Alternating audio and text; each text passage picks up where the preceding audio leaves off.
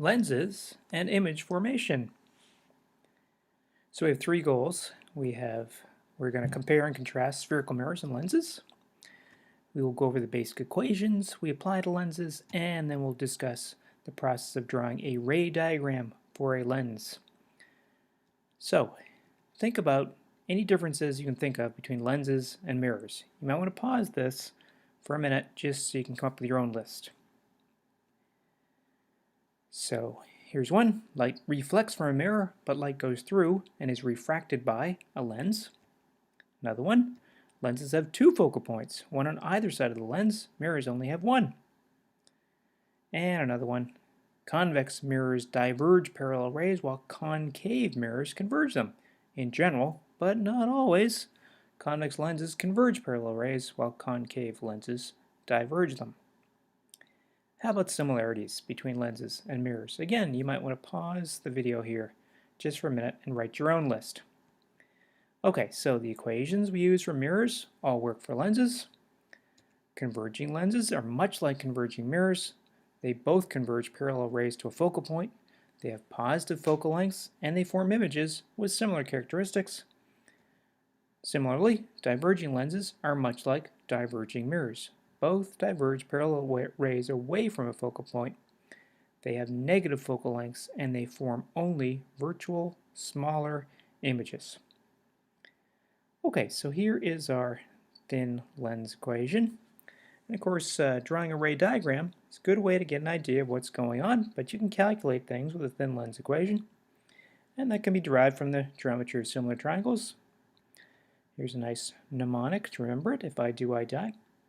So very conveniently, it's the same equation we use for mirrors, and you can also rewrite it as di is do times f over do minus f, do being the object distance, di the image distance, and f being the focal length. Now, the focal length is determined by an equation which is very different from the one we use for mirrors. For mirrors, it's just like half the radius of curvature.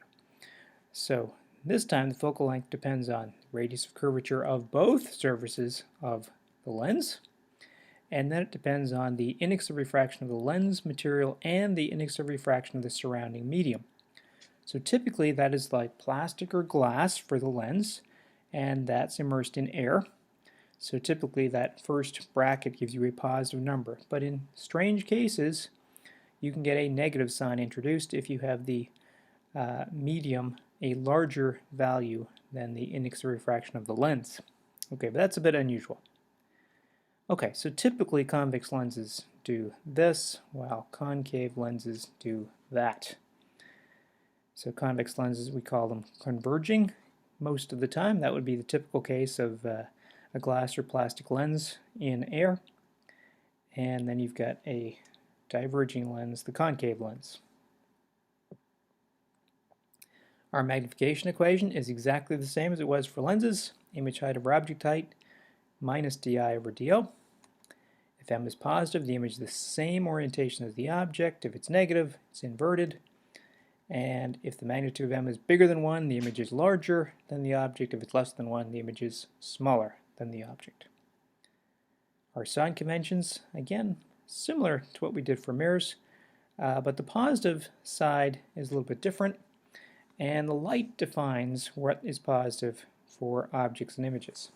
So typically we have the object on the left-hand side, and then the light goes through the lens and may form an image on the other side. Well, that would be the positive side because the light's going over there. Okay, so the left side is positive for objects, typically the right side is positive for images when we're talking lenses. That's not the same as what we did for mirrors. F, again, is positive for a converging lens and negative for a diverging lens. That was similar to our rule for mirrors. Okay, so when the image distance is positive, as it is in this top case, the image is on the opposite side of the lens as the object, and it's real, and it's inverted.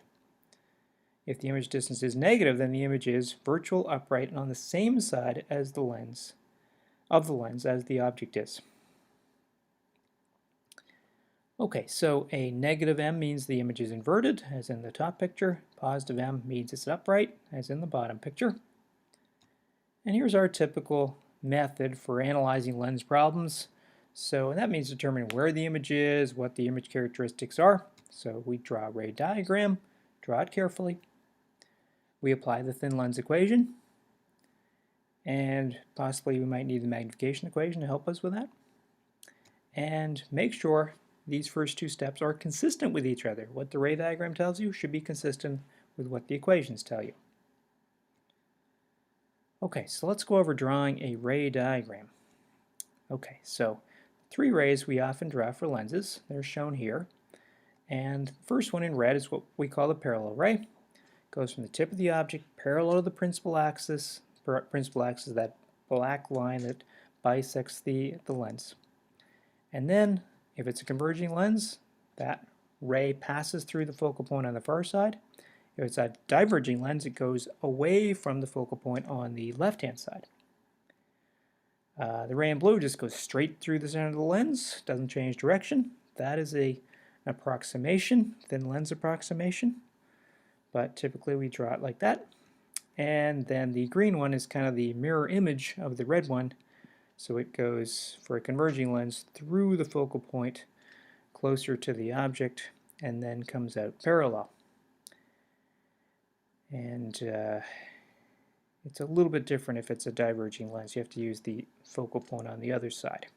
So you kind of head off in that direction, then you come out parallel. Okay, so why do we draw a ray diagram? So we know where the image is located. But don't forget that all the rays that leave the tip of the object pass through the lens will converge on the tip of the image, not just these special ones that are colored. Okay, and the reason we don't often draw those from the beginning is that we don't always know what those rays will do from the start. Okay, but after we know where the image is, then we know exactly what they're going to do, as is shown here.